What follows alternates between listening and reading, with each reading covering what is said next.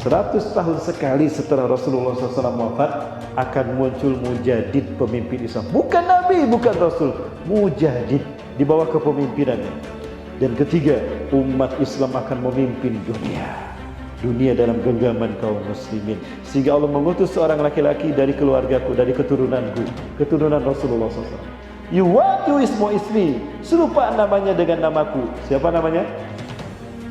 Muhammad. Wa ismu abihi ismu abi, nama ayahnya sama dengan nama ayahku. Abdullah, berarti namanya Muhammad bin Abdullah. Yamlul arda qistan wa adlan, beliau akan memenuhi dunia ini dengan kesejahteraan, pemerataan dan keadilan. Kama muliyat zulman wa jawra, sebagaimana sebelumnya penuh dengan kezaliman dan kejahatan di mana-mana. 2024. Sekarang tahun berapa, Bapak? Apakah tahun ini kebangkitan Islam akan dimulai? Wallahu a'lam bishawab.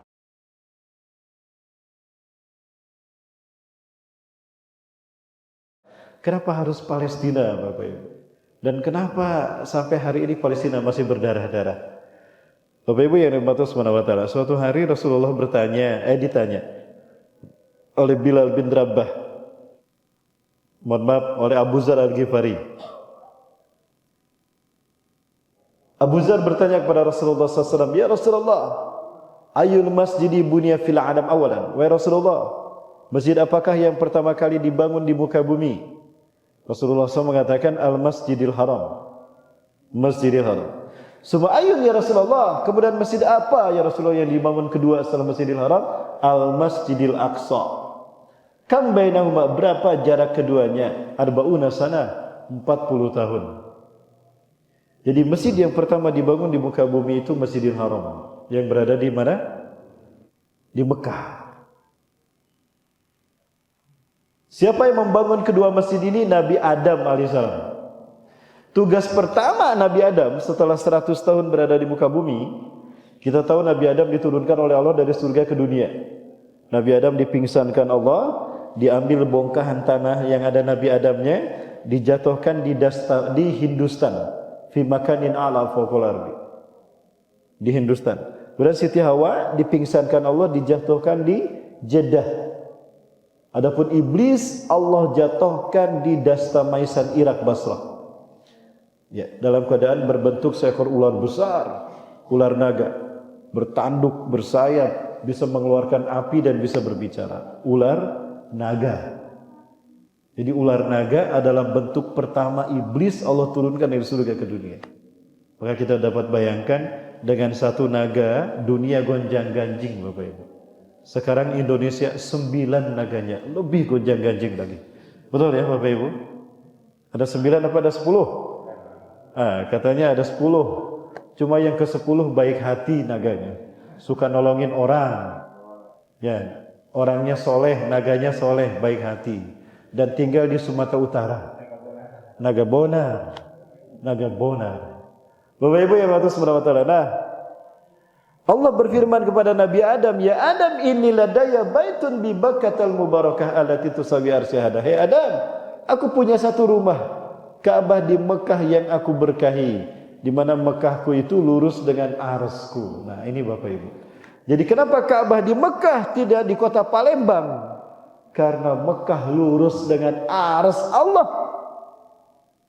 Lurus Mekah dengan ars Allah, sehingga sucinya ars Allah hadir di Mekah dan sekitarnya, sehingga tanah Mekah disebut tanah haram. Suci sesuci ars Allah, maka diberi nama tanah haram.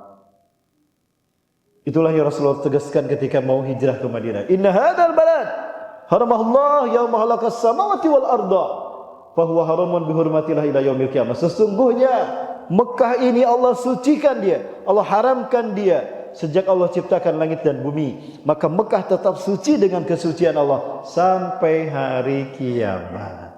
Itulah alasan kenapa kiblat kita di Mekah. Tapi kiblat yang kedua, nah kiblat kita yang pertama adalah Masjidil Aqsa, Bapak Ibu. Aqsa artinya paling jauh. Berapa jarak dari Masjidil Haram ke Masjidil Aqsa? 1233 km. Inilah jarak yang ditempuh Rasulullah ketika Isra, datang ke Masjidil Aqsa. Ada apa di Masjidil Aqsa, Bapak Ibu rahmati Allah Subhanahu wa taala? Masjidil Aqsa ini adalah alun-alun. Alun-alun yang di dalamnya ada 5 masjid. Ya, berapa luas dari Masjidil Aqsa? 144.000 meter persegi atau 14,4 hektar. Di dalamnya ada 5 masjid besar dan ada beberapa masjid kecil, Bapak. Ini Masjidil Aqsa.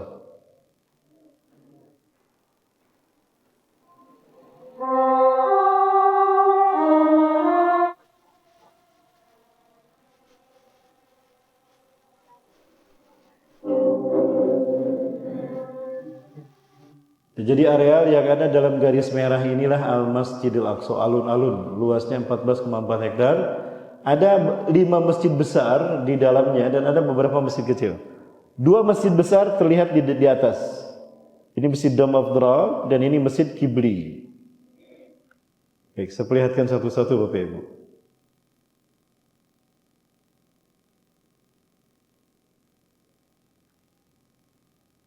Yang pertama, ketika kita memasuki Masjidil Aqsa dari Babul Huttah, maka masjid besar pertama yang kita dapati adalah Masjid Dome of the Rock atau Masjid Qubatus Sahara. Kenapa dinamakan Dome of the Rock atau Qubatus Sahara? Karena di dalam masjid inilah terdapat batu yang digunakan Rasulullah naik ke Sidratul Muntaha ketika Mi'raj, ya, menghadap kepada Allah, menerima salat 5 waktu, kewajiban salat, perintah salat 5 waktu. Nah, batunya sebesar kubahnya, Bapak, dan kubahnya kubah emas. Nah, ini adalah kubah di mana Rasulullah berdiri menjadi imam salat, mengimami 1.500 nabi dan rasul Bani Israel ketika Isra. Berdirinya di sini. Ya, kita lihat batu bagian dalamnya, Bapak Ibu rahmati Allah, dari masjid. Nah, ini batu yang dinaiki Rasulullah ketika ketika Mi'raj.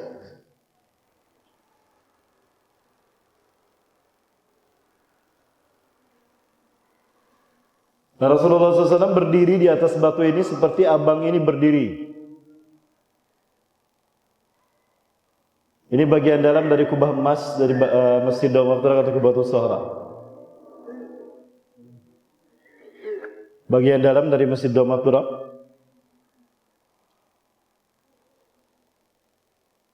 Nah, di dalam batu ini, di dalam masjid ini ada pilar. Di dalam pilar tadi ada satu lubang yang tangan kita bisa masuk. Nah, kalau tangan kita masuk, kita bisa memegang batu Mi'raj itu dari dalam. Tangan kita lengket ketika memegang batu tadi. Ternyata ketika saya cium, wangi minyak kasturi. Itulah kenapa Rasulullah SAW kalau sholat itu menggunakan minyak kasturi.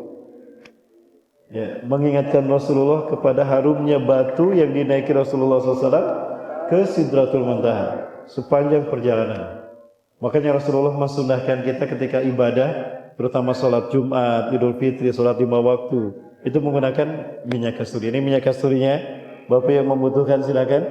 Ini oleh-oleh Palestina kami kemas langsung dengan kemasan Indonesia. Nah, ini bagian bawah dari batu ini, Bapak. Ini pintu gerbang masuk ke bagian bawah. Batu Mi'raj, karena batu ini memang terapung dan kita bisa sholat di bawahnya. Kurang lebih ada 25 orang lah bisa sholat di bagian bawah batu Mi'raj.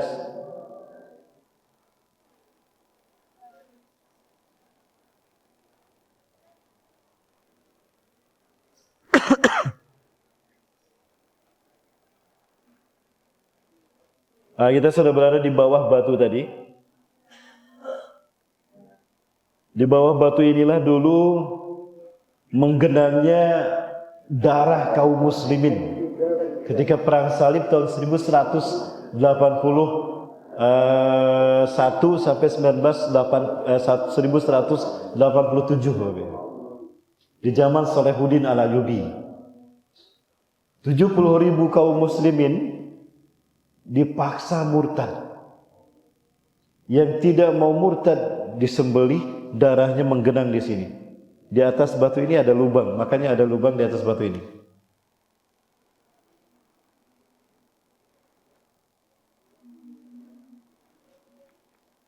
Ini jalan masuk, pintu masuk ke bagian bawah batu, Bapak.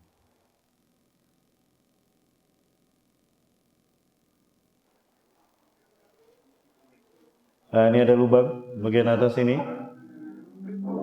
Lewat lubang itulah darahnya menyucur ke bagian bawah dan menggenang di sini. Ini lubangnya.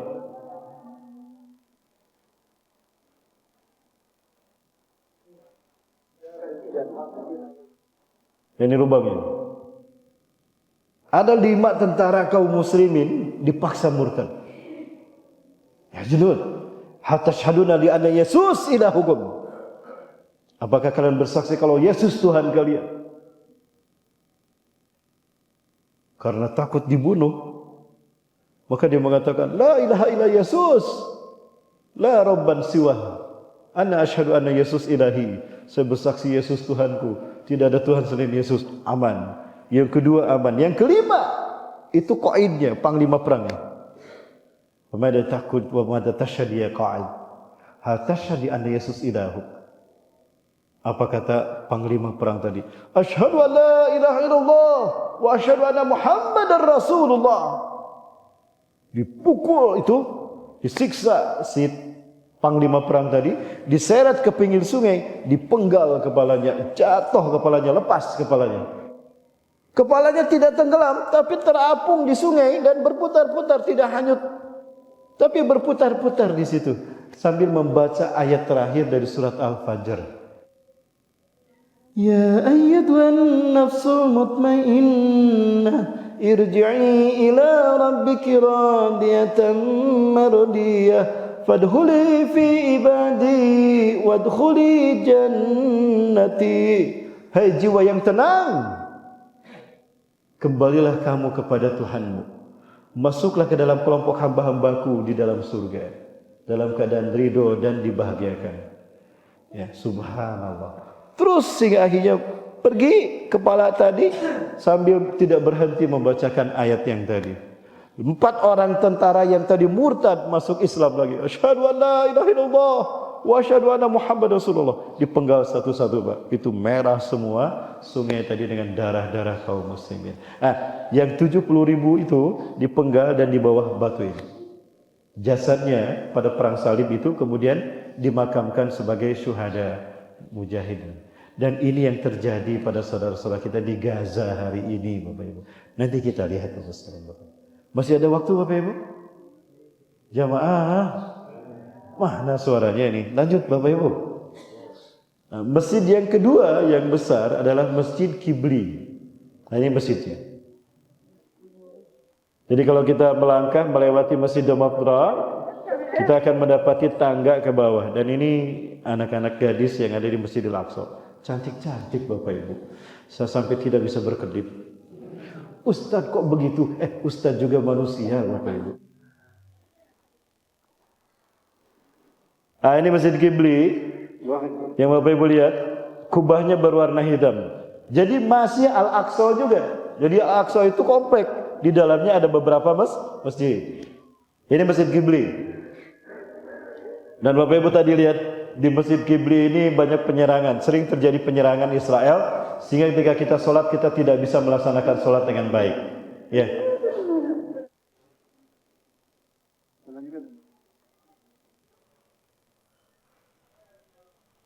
Kemudian kita yang kedua, yang ketiga masuk ke Masjid Marwani. Nah, ini Masjid Marwani Bapak Ibu.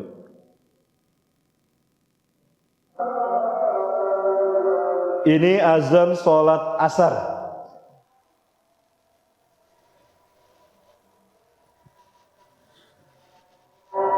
Ini pintu masuk ke bagian bawah. 3 masjid besar ada di bawah lantai. Karena saya sudah dijamak asar dengan zuhur, di waktu zuhur, maka asar ini saya manfaatkan ke bawah, masuk ke Masjid Marwani.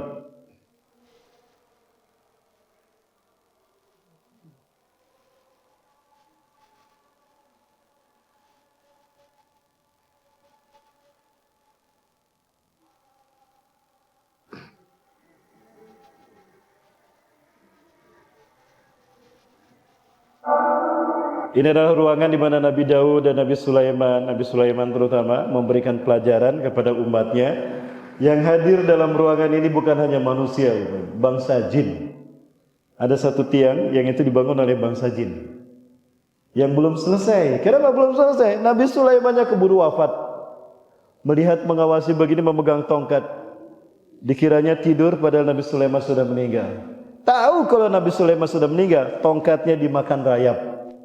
Baru jin itu tahu kalau Nabi Sulaiman sudah meninggal dunia. Jadi di bawah lantai Masjidil Aqsa ini ada istana Nabi Sulaiman. Itulah kenapa Masjidil Aqsa direbut sama Zionis Yahudi.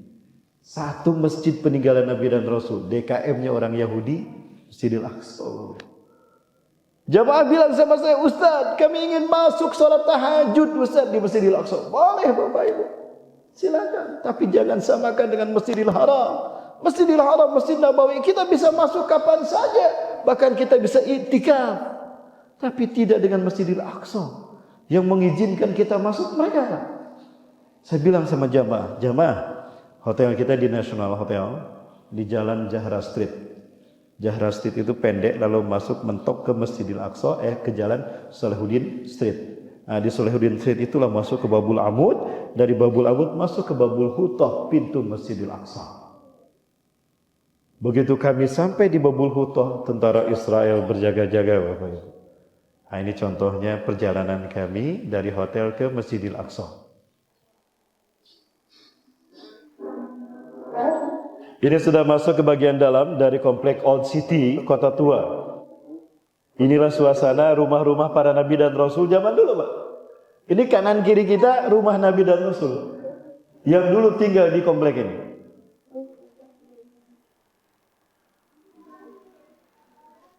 Sepanjang jalan banyak toko kecil, outlet untuk kita membeli kebutuhan kita sehari-hari.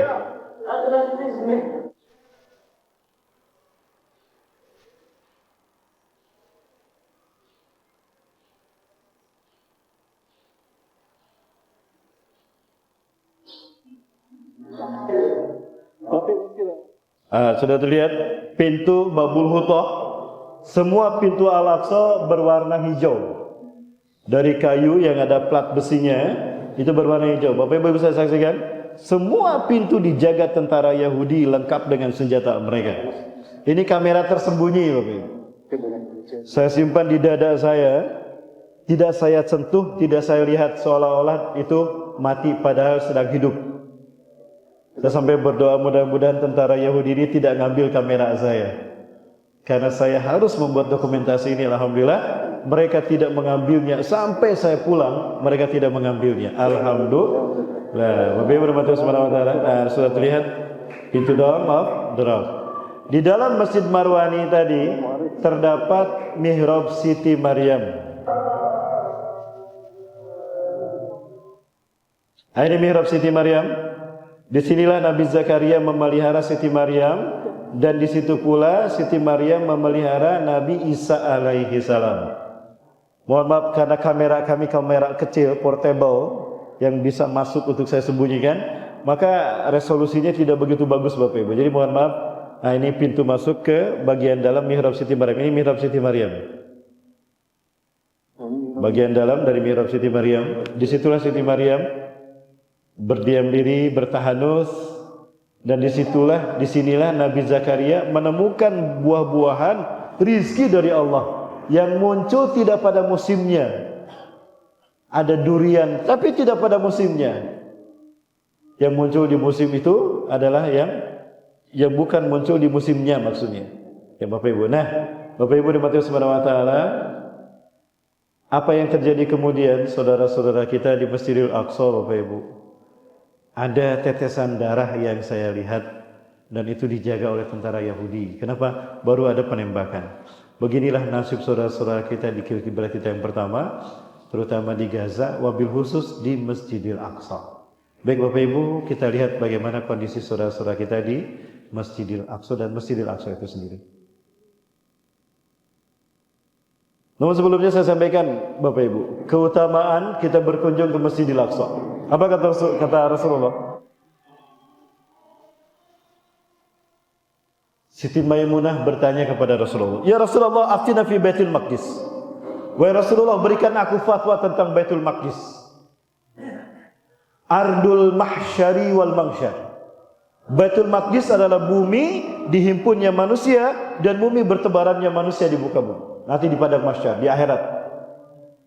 Jadi manusia nanti dibangkitkan di padang mahsyar, di bumi Palestina, di bumi Al-Aqsa. Dan akan bertebaran ke surga, ke neraka, itu di Masjidil Aqsa. Dia Masjidil Aqsa nanti di padang mahsyar. Nah, itu wasal fih. Datanglah kamu ke Masjidil Aqsa, salatlah kamu di sana. Fa inna salata fi kana ka alfi salatin fi masjiwa.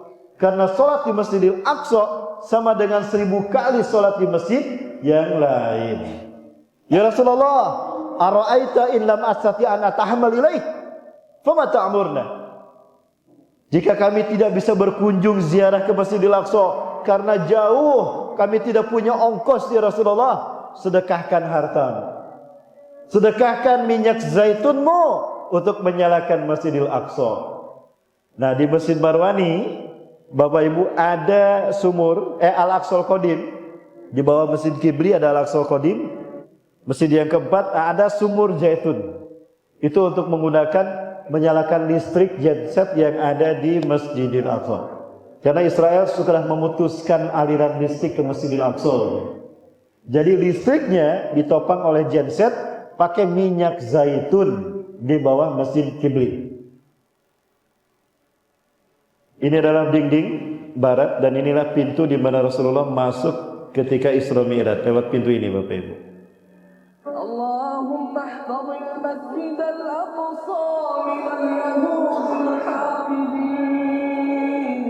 Allahumma a'idil Masjidal Aqsa ila rihabil muslimin. Allahumma tahhiril Masjidal Aqsa. Beginilah nasib saudara-saudara kita di bulan Ramadan 2018, 2020. Beginilah nasibnya Bapak Ibu ketika kita tidak berkunjung ke sana. Jangankan untuk sholat tarawih Bapak Ibu, sholat Jumat saja mereka harus perang dulu dengan tentara Israel. Ada pemuda memaksa masuk, ditembak, dibiarkan mati sakit dalam sekarat ketika ditembak oleh tentara Yahudi. Maka yang boleh masuk hanya kakek-kakek dan nenek-nenek. Sehingga anak-anak muda mereka sholat di luar Masjidil Aqsa.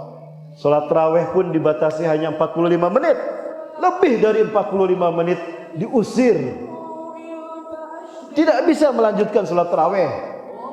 Dipentung, bahkan dibombardir Bapak Ibu. Inilah Masjidil Aqsa di bulan Ramadan.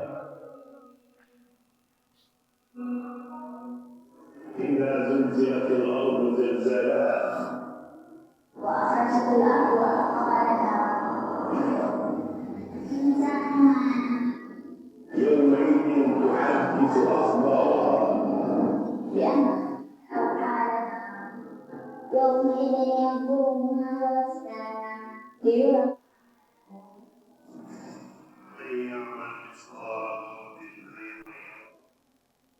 ومن يعمل مثقال ذرة شرا يره. Maka tercatat di bulan Ramadan 2018, kalau di bulan Ramadan menjelang Idul Fitri kita mendapatkan parsel, ada orson, ada biskuitnya. Betul Bapak Ibu? Itu juga parsel Bapak Ibu yang dikirim Israel, tapi isinya bukan orson, bom kematian. 2018 bulan Ramadan 1250 meregang nyawa di satu titik. Di mana? Di Gaza Bapak Ibu. Dan tidak jauh dari Masjidil Aqsa.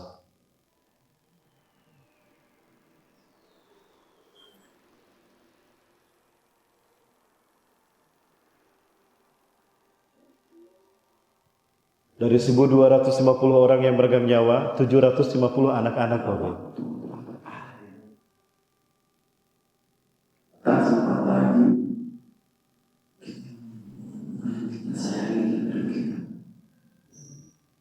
tak sempat lagi kita utarakan isi hati kita yang sebenarnya. Tak sempat beramal.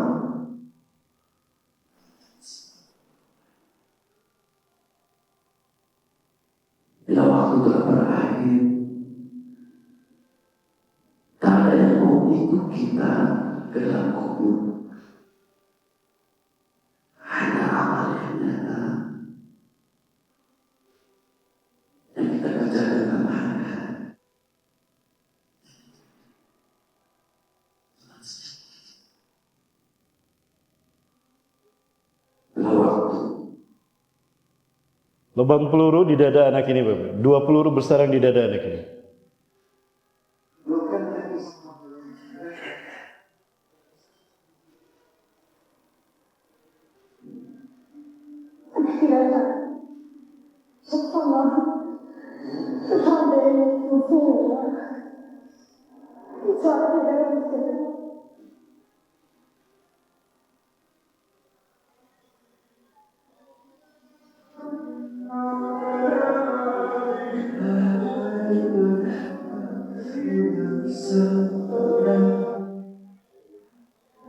Kalau kita di masjid ini sholat 5 kali, subuh, duhur, asar, maghrib dan isya, di sana bisa sampai 7 kali, Bapak. Sholat jenazah setiap hari, Bapak.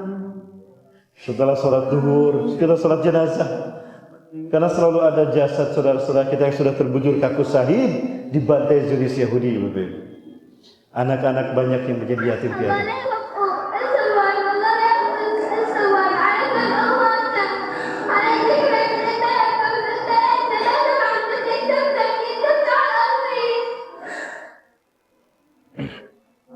Maka waspadalah kita ketika kita tahu saudara kita dalam kesusahan, dalam penderitaan, bahkan diperangi oleh musuh-musuh Allah, kita diam saja. Jangankan syafaat Rasulullah SAW, Rasulullah tidak akan mengakui kita sebagai umatnya. Di padang mahsyar, di telaga Rasulullah, kita diusir oleh Rasulullah SAW. Nauzubillahi min zalik. Rasulullah SAW menegaskan hal ini dalam hadisnya dengan tegas. Man istaiqadha wa lam yahtam bi amril muslim falaysa minni. Siapa yang bangun di pagi hari tapi sedikit pun tidak terbesit kepedulian, rasa belas kasih kepada saudaranya yang sedang menderita, dia bukan umatku. Nauzubillahi min zalik. Inilah cerita tangis para ibu yang kehilangan suaminya dan anak-anak mereka.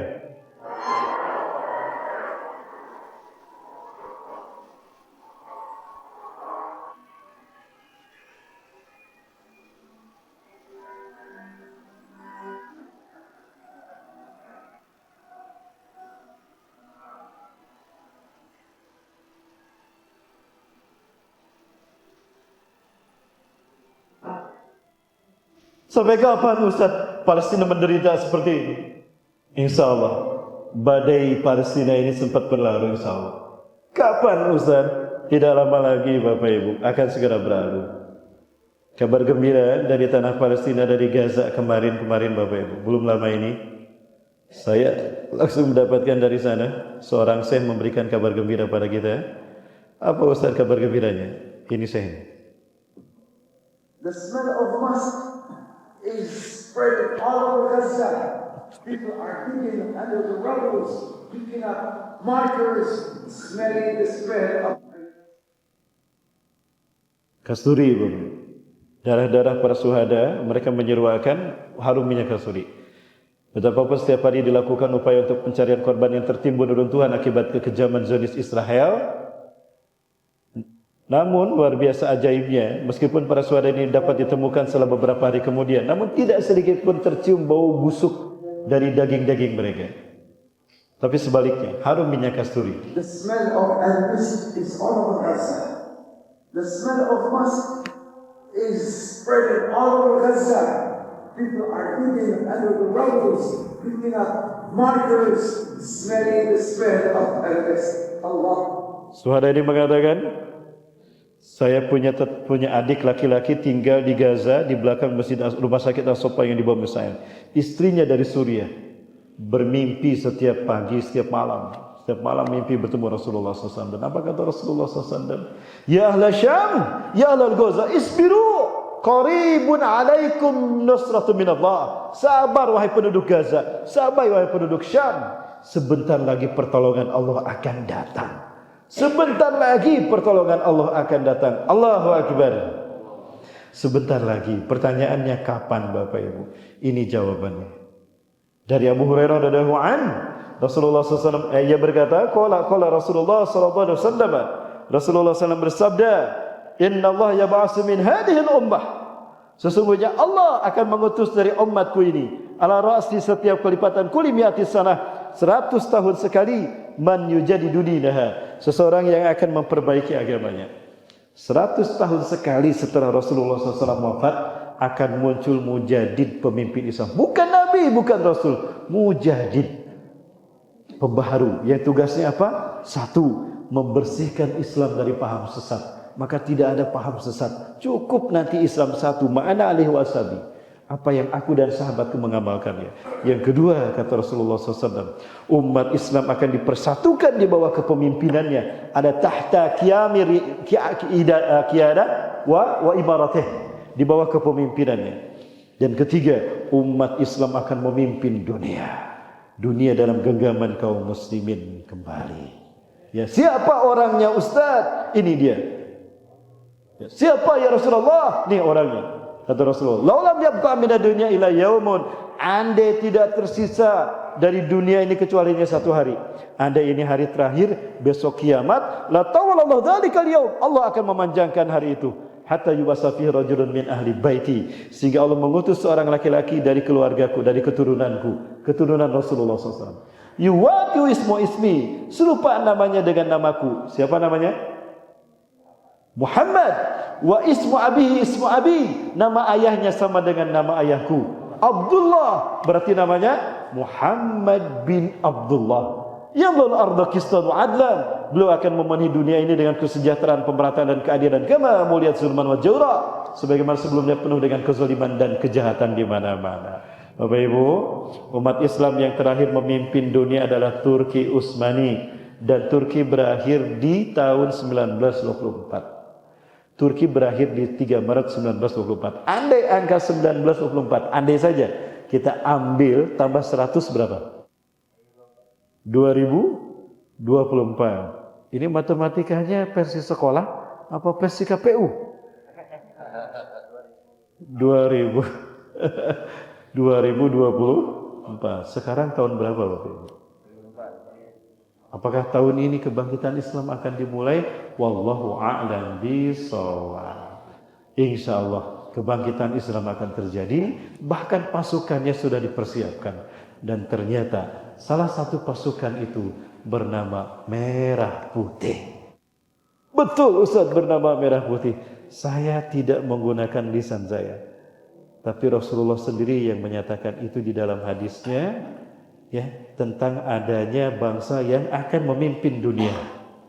Inna rabbi zawaliyal arda, sesungguhnya Tuhanku membentangkan untukku bumi ini, hatta ra'aitu masyariqaha wa magharibaha, sehingga aku melihat bumi terbentang dari timur hingga ke baratnya, luas luar biasa. Wa atani al-kanzain, Allah memberikan kepadaku 2 pusaka, al-ahmar wal abyad, pusaka merah dan pusaka putih. Rasulullah menyebutkan pusaka merah putih.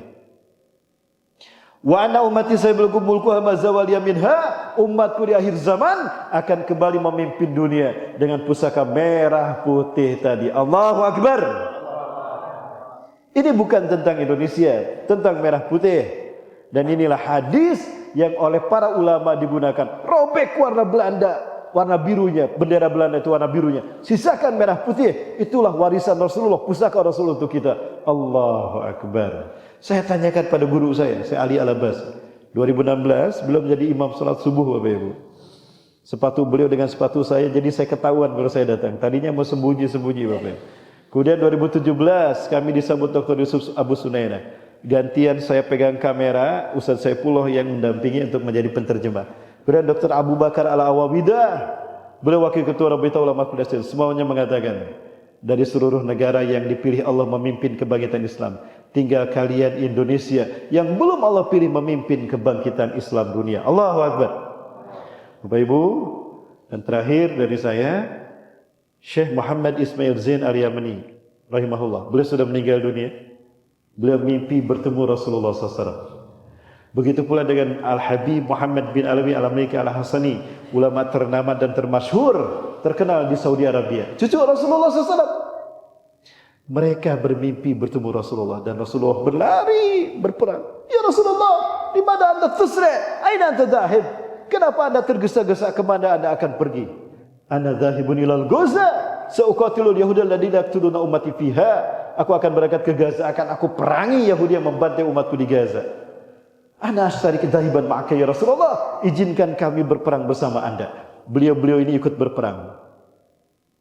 Tiba-tiba Rasulullah berhenti. Di depan Rasulullah ada banyak pasukan. Rasulullah melambaikan tangan sambil menangis, mengucapkan, marhaban ya ummati, marhaban ya junuda, ni'mal ummati antum. Selamat datang umatku, selamat datang pasukanku. Sebaik-baik umatku adalah kalian. Allahu Akbar. Ya Rasulullah, man haula ma'aksara adaduhum. Siapa mereka ya Rasulullah? Banyak sekali jumlah mereka. Siapa mereka? Apa kata Rasulullah SAW? Hum ummati alladzina yuhibbunani bisyiddah wa ana uhibbuhum bisyiddah. Mereka adalah umatku yang sangat mencintaiku. Aku mencintai mereka. Hum ikhwatukumul muslimun al-Indonesia. Rasulullah menyebutkan Indonesia. Mereka adalah saudara kalian muslim Indonesia. Alladzina sayuharrirakum min zulmil yahud wa yu'adunal qudsa ila rihabikum. Mereka lah yang akan membebaskan kalian dari zalimnya Yahudi dan mengembalikan Al-Aqsa ke pangkuan kalian. Allahu Akbar. Allahu Akbar. Bapak Ibu, kami tinggalkan pekerjaan kami. Saya tinggalkan perusahaan tempat saya bekerja. Wakil direktur Bapak Ibu saya tinggalkan. Ini jihad yang berharga Bapak Ibu. Teman-teman punya pekerjaan, mereka tinggalkan keluarga. Semuanya untuk menyampaikan kabar gembira ini. Indonesia, negara yang terakhir memimpin kebangkitan Islam. Makanya sekarang kita sedang diuji oleh buruknya situasi kepemimpinan di negara kita. Betul? Untuk menguji kita, pantaskah kita memimpin dunia? Ustadz, tolong jangan direkam Ustadz. Saya tidak menggunakan mic Bapak Ibu. Saudara-saudara saya dari Afghanistan, dari Palestina, mereka bertanya, Ustadz, jiwa dan harta kita? Yang jawab sedikit ini. Dan yang jawab bapak-bapak, ibu-ibu. Mana pemudanya? Apa saya harus berperang bersama bapak ibu ini? Mana pemudanya Pak? Inilah nasibnya dan inilah yang membuat kita kalah. Pemudanya hanya 3 orang. Hanya 4 sama adik itu. Adik siap perang melawan Yahudi deh. Bapak ibu tolong doakan kami. Kami tidak akan berhenti keliling memberitahukan tentang ini. Sampai Palestina merdeka. Allahu Akbar. Ustaz, saya takut tidak bisa menjawab nanti di padang mahsyar Ustaz. Apa yang harus kami lakukan agar kami bebas dari kewajiban ini, agar kami bisa berjihad bersama Palestina? Ustaz Randi akan menyampaikan. Silakan Ustaz Randi.